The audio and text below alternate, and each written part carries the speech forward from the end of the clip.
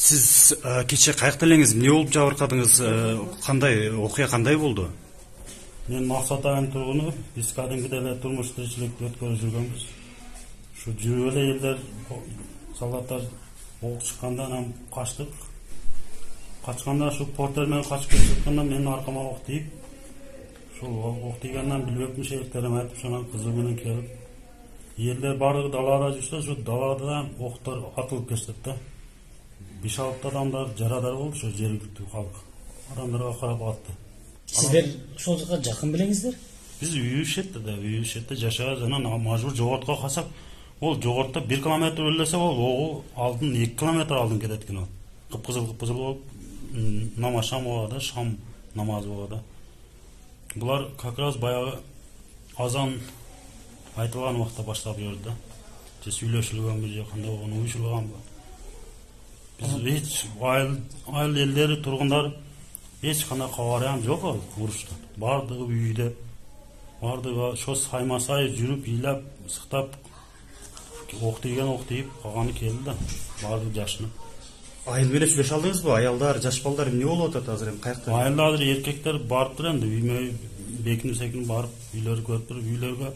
Азыр мен үйүмдө эчтим, дубалдарга ок тийген, айнектерге сынган ок.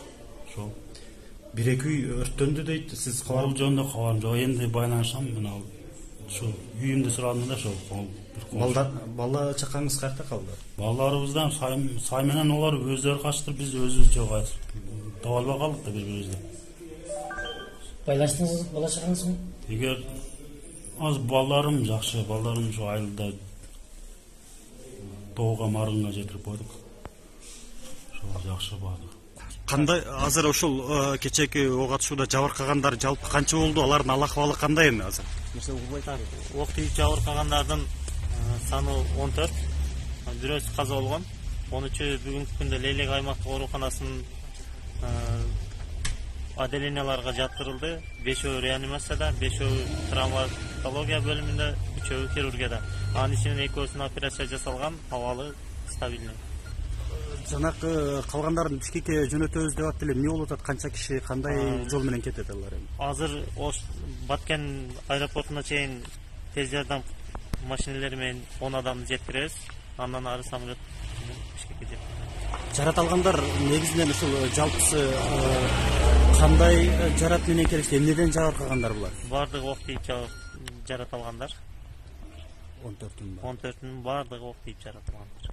Дары-дармектер жетиштүү. Дарыгерлер жетиштүү.